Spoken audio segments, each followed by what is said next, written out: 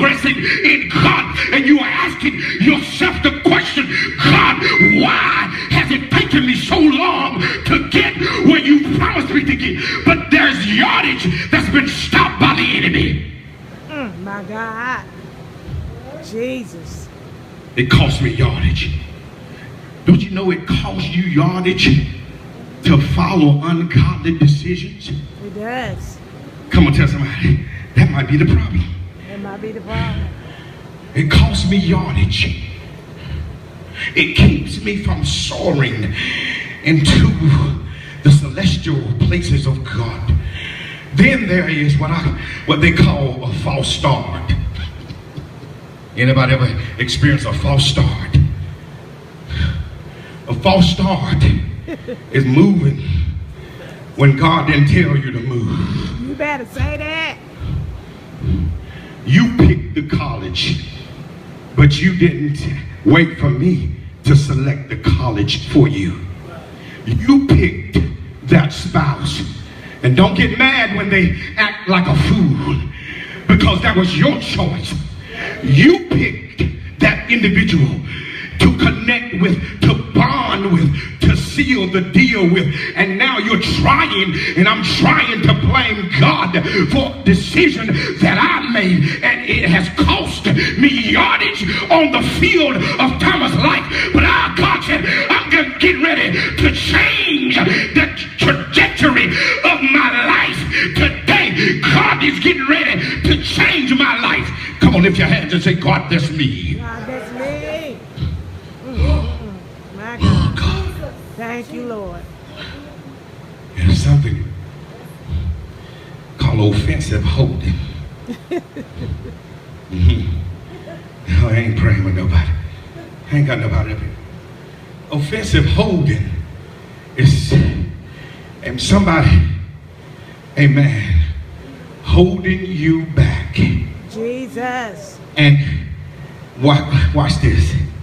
We think it's on the other team. But it's a possibility You better say that. that you can be held back by somebody on your team. You ain't got no church up in here. Amen. You trying to get out of the homeless shelter, and you talking to someone every day about your dreams and your plans. And what they have done secretly is just like they did to David. They set your dreams and your plans on fire while you were asleep. Your dreams have been burnt up. And I'm throwing a flag. God said, I'm throwing a flag today on your life. It's costing you too much yardage. You don't have time to waste another day. I don't have time to waste another year. Look at your neighbor and say, I can't waste another yardage.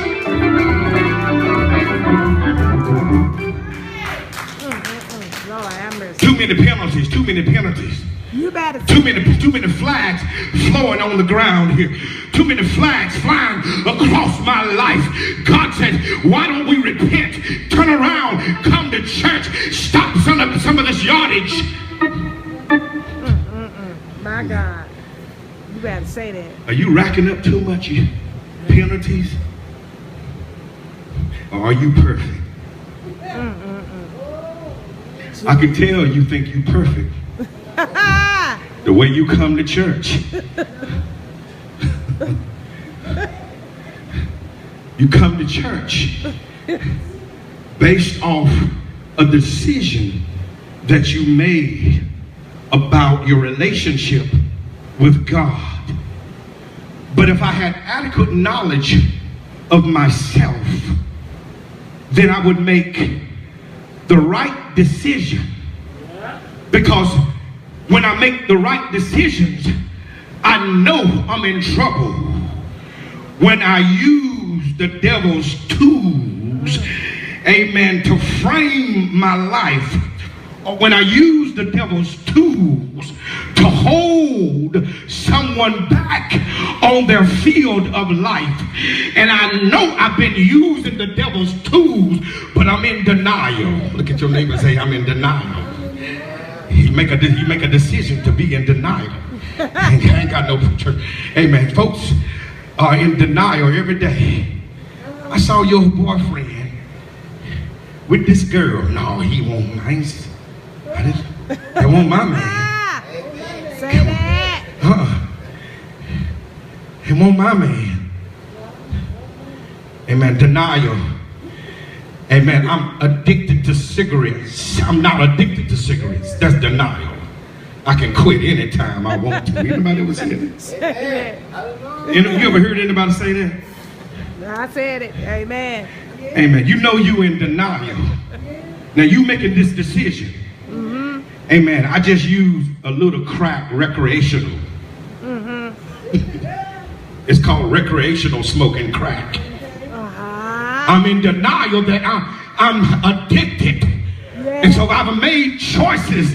Amen. The devil have conditioned my mind and told me it's just recreational crack. It's just recreational sex. It's just recreational, amen, whatever I'm doing. I'm recreational Jim Beam or vodka. But I'm in denial. Hey, baby, I'm connected. I'm addicted all the way. I need help because God is throwing flags everywhere on my life. Jesus, my God. Yes, Lord. Hallelujah. Thank you, God. I can quit anytime I want to. I can quit. You ever heard that? Let me ask you a question. How many times have you quit?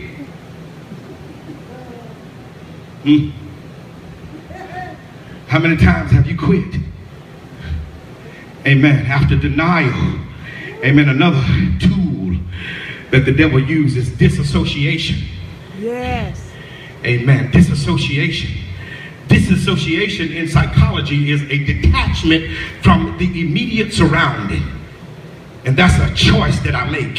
Yes, it To is. disassociate myself from reality. Yes. And there are different levels. You can hear people talk, and you can see the levels of disassociation that they're in, and you have to make a decision to keep going down, deeper into bondage. And psychologists call it a severe detachment from the physical and emotional experience, and this involves a detachment from reality. In other words, amen, you know somebody crazy just like I do.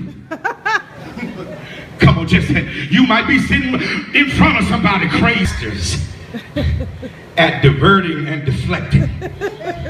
Y'all ain't praying with me here. Amen.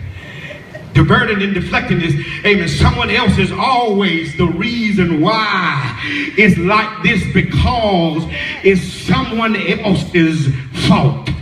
But that person did not choose the decision for you. Say that, Apostle. I'm going to blast you out of denial today.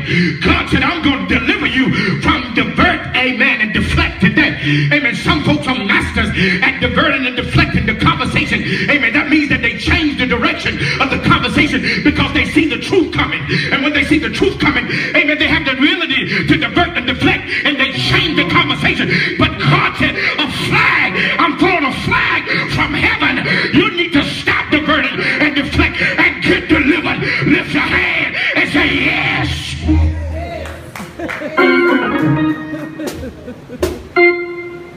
You ever been around somebody that know how to divert and deflect? Yes, yes.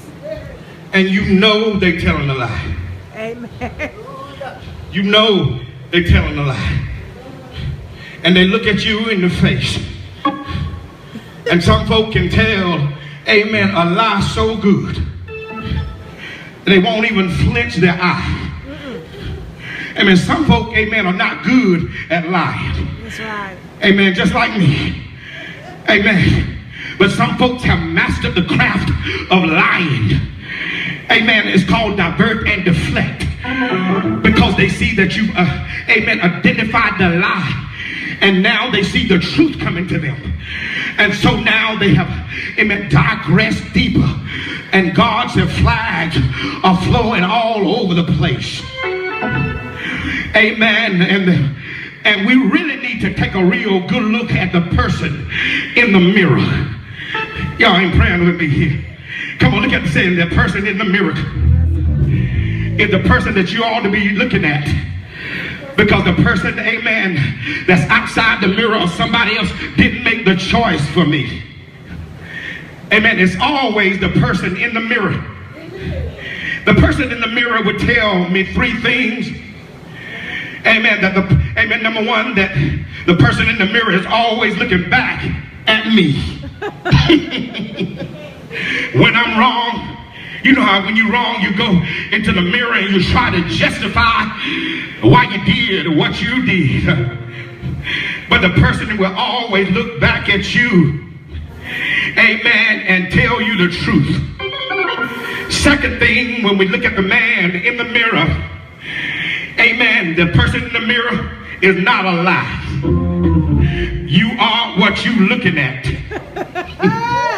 If you detach from reality and you're trying to tell, amen, yourself that you ain't crazy, but when you walk away from the promises of God, amen, when you walk away from the church, that's being detached from reality. Amen. The person in the mirror, number two, is not a lie. It's the real you that's looking back. Amen. The third thing is that we can see about taking a real good look in the mirror is that we can always change. If I admit the truth about who is looking back at me and admit that I really need help, God will send change. Amen. The average person spends 55 minutes a day looking in the mirror. I'm not talking about the men that wear dresses. They spend about more time than that. But the average woman feels she spends 55 minutes looking in the mirror.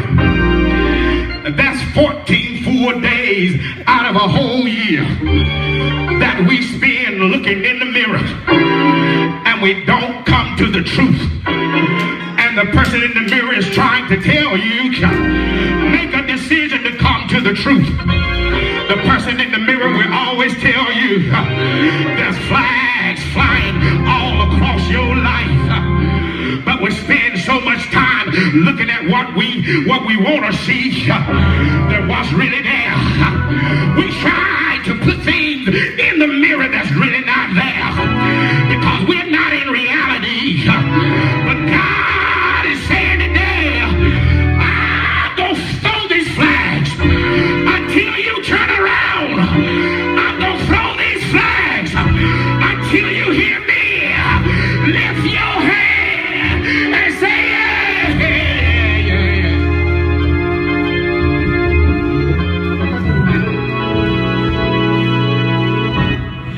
There's one thing, I'm getting ready to take my chair in about 5 minutes, but the mirror is always there for us to look at what we really see. The mirror is always there so we can see the truth about ourselves. Amen. There are mirrors all in our lives. Mirrors everywhere trying to help you see the truth. Trying to help me see the truth so I can make sound decisions. There are mirrors in the restroom, mirrors in the bathrooms, mirrors in the dressing rooms, mirrors in the cars, review mirrors, mirrors on the bus. I even found a mirror on my cell phone, mirrors in our pocketbooks, mirrors in our closets. Most of us spend our times instead of driving, we're looking in the mirror. That's why we really need the people. Mirrors in the cars, mirrors in the living room, mirrors in the drugstore, mirrors in the retail stores, mirrors in the dressing rooms. We can't buy no dress, we can't buy no new hair unless I look in the mirror. Mirrors in the doctor's office, mirrors in the emergency room, mirrors in the shopping malls. Every time I look around, I see a mirror. What are you saying? God is saying, I sent mirrors to show you the truth so I can make sound decisions. Lift your hands and say, design.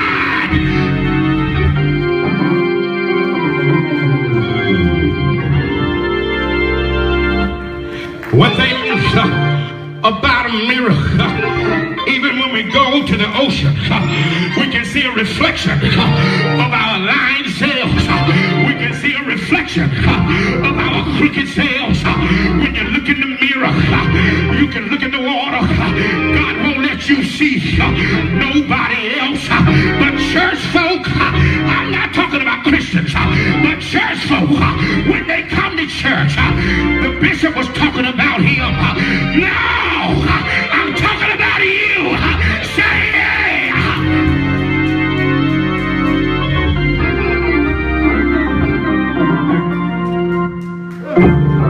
Lord, Have it ever occurred to you? Have it ever occurred to me? With all these mirrors in our lives, why don't we see the truth? I'll tell you why we can't see the truth. Because the devil done got in your mirror. The devil done told you a lie. I saw somebody the other day with a dress. They about 70 years old. It was up real high. Nobody told her the truth. If you knew the truth, you would let your dress down. Say yeah. If you knew the truth, you would look at yourself and you won't ask a man, will you marry me? Let me talk to these brothers here. If you come across a woman who's so desperate to ask you to marry her, you better run the other way. That woman been looking in the mirror, taking bad decisions. Run! Say yeah!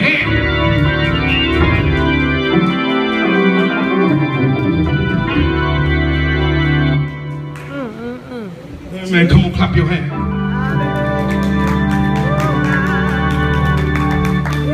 Here we have Brother David. Oh, Lord, I feel like preaching. Can I preach a little bit? Give me just a little bit more time. David, my subject today is your recovery process is in motion.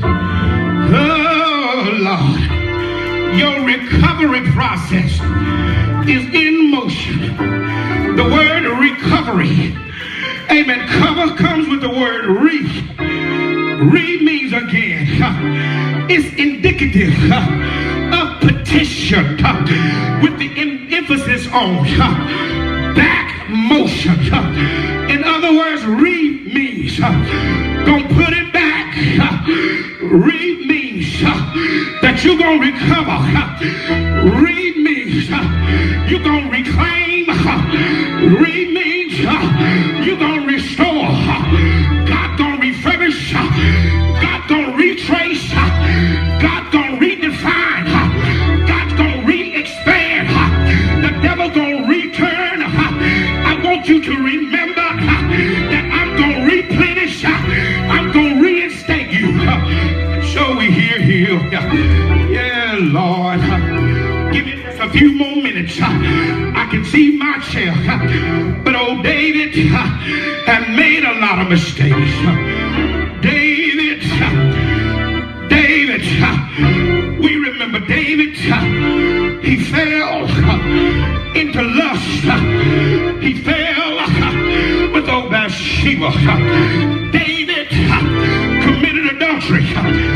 Flags flying over his life. And God told David to go to Ziklag. David lived in Ziklag for 16 months. He was a city. Ziklag was a city far removed from anything. You may feel like you're far removed. On today, you may feel like you're in a place all by yourself because of the decisions that I made. But I'm so glad. I'm so glad that God